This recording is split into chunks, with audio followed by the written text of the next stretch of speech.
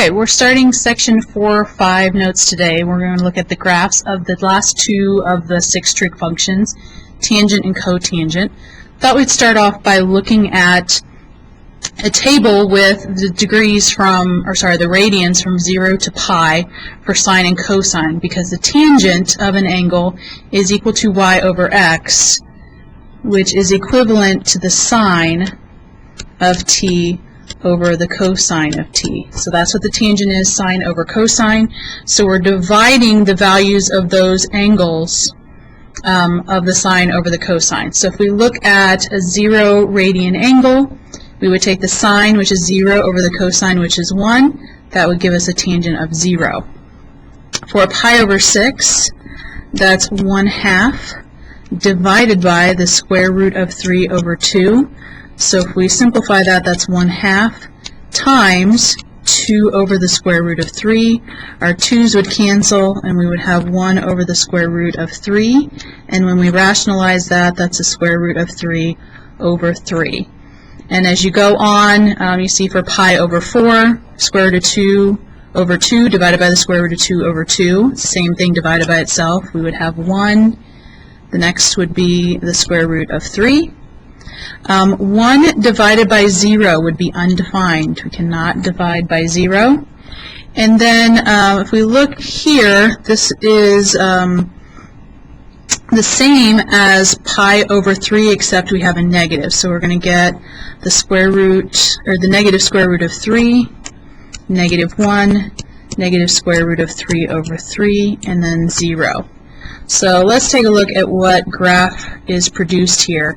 And if we look at pi over 2, we know that that's undefined. We're going to have a vertical asymptote there. So let's go down to our graph. Let's put in a scale. So on our t-axis, which is our angle axis, we'll have 0, and let's do pi over 4, 2 more tick marks over, pi over 2, which is our 90 degrees, and then let's just label pi. Negative pi over 4, negative pi over 2, let's do negative pi here. So we know we're going to have a vertical asymptote at pi over 2. Now if we were to look at our angles in quadrant 4, we would also have a vertical asymptote at negative pi over 2. So we're going to also put that in. Okay, and then if we go back and we look at some other numbers that we had, we're going to have 0, 0 is a point, and we're going to have pi over 4, 1. And just like with our other graphs, we can break these down into 4 parts. So another way you can look at graphing these besides looking at values on a table is we have asymptotes at negative pi over 2 and 2. So our x-intercept, or our t-intercept, is, get that off of there, is going to be at the midpoint, so midway between our asymptotes. And then if you take a look at the upper half, the midpoint of that is where we're going to be at 1. And then if you look at the midpoint of the lower half, this is going to be at negative 1. Oops, I forgot my scale there. So on the y-axis, this is at positive 1, and here is negative 1. Okay, and then if we sketch in our tangent graph, get orange here, this is what our tangent graph is going to look like. Now it kind of looks like a cubic graph, but they are not the same. So they look similar, but they are not the same graph.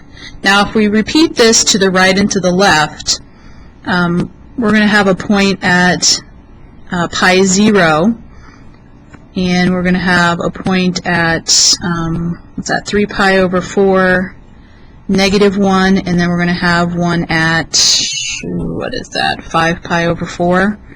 We're going to go up 1.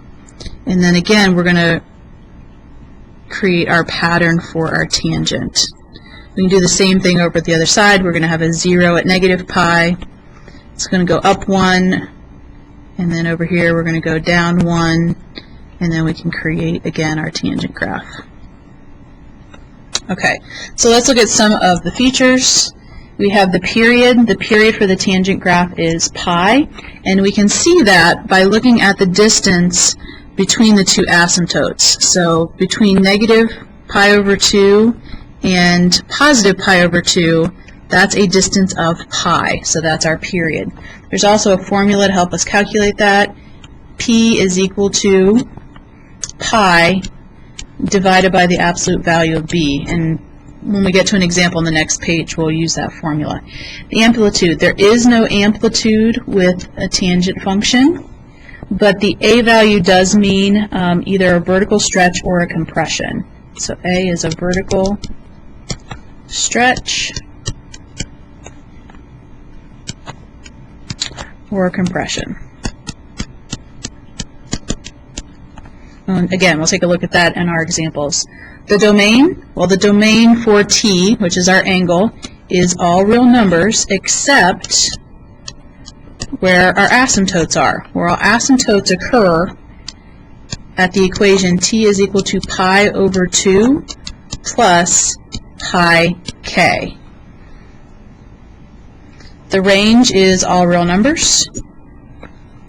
Our vertical asymptotes, again, are that equation t is equal to pi over 2 plus pi k. And they occur at these locations because this is where your cosine of your angle t is equal to 0. Remember, tangent is sine over cosine, so it's undefined, or that's where we'll have a vertical asymptote, when our denominator is 0. Symmetry for the tangent function is odd, and that's because the tangent of negative t is equal to the opposite, or the negative, of tangent t. And you can see from the graph that our behavior is increasing. So there is the graph of a tangent function.